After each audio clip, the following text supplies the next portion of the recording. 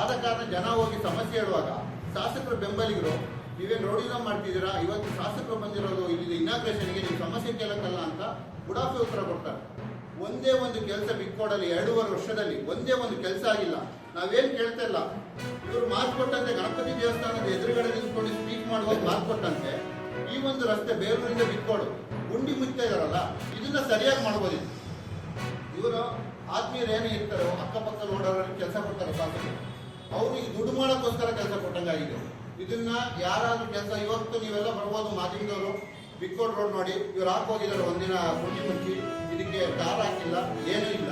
ಇವತ್ತು ಆ ಗುಂಡಿ ಅದೇ ತರ ಇದೆ. ಈ ಗುಂಡಿ ಹಾಕಿರುವಂಥ ಕಲ್ಲುಗಳು ರೋಡಲ್ಲಿ ನಿಂತಿದೆ, ರೋಡಲ್ಲಿದೆ, ವೆಹಿಕಲ್ ಸ್ಕಿಡ್ ಆಗಿ ಬೀಳ್ತಾ ಇದೆ, ದೊಡ್ಡ ಗಾಡಿ ಓಡಾಡಕ್ಕಾಗಲ್ಲ, ಟೈರ್ ಪಂಚರ್ ಆಗುತ್ತೆ. ಮುಖ್ಯ ಟೌನಲ್ಲಿ ಆಗ್ಬೇಕಾಗಿರೋ ರೋಡ್ ಇದು. ಇದನ್ನ 3 ತಿಂಗಳಿಂದ ಪೆಂಡಿಂಗ್ ಇಟ್ಟಿದ್ದಾರೆ ಶಾಸಕರು. ಯಾವ ಕಾರಣಕ್ಕೆ ಪೆಂಡಿಂಗ್ ಇಟ್ಟಿದ್ದಾರೆ ನೋಡಿ, ಇಲ್ಲಿ ಹಾಕಿರೋ ಜಲ್ಲಿಗಳೆಲ್ಲ ಹೋಗಾಯ್ತು. ಈಗ ಆಲ್ರೆಡಿ ಇದಕ್ಕೆ ಹಾಕಿದಾರಲ್ಲ, ಇದೆಲ್ಲ ಹೋಗಾಯ್ತು. ಈಗ ಮತ್ತೆ ಜಲ್ಲಿ ಹಾಕಿ ಮಾಡಬೇಕು. ಈಗೇನು ಮಾಡ್ತಾರೆ, ಕಾಂಟ್ರಾಕ್ಟರ್ ಬರ್ತಾನೆ, ಏನಾದ್ರು ಕಮಿಟ್ಮೆಂಟ್ ಮಾಡ್ಕೊಂಡು ಇದ್ರ ಮೇಲೆ ದಾರಿ ಹಾಕಿ ಹೋಗ್ತಾನೆ, ಡಾಮರ್ ಹಾಕಿ, ಅಲ್ಲಿ ಮುಗಿತ.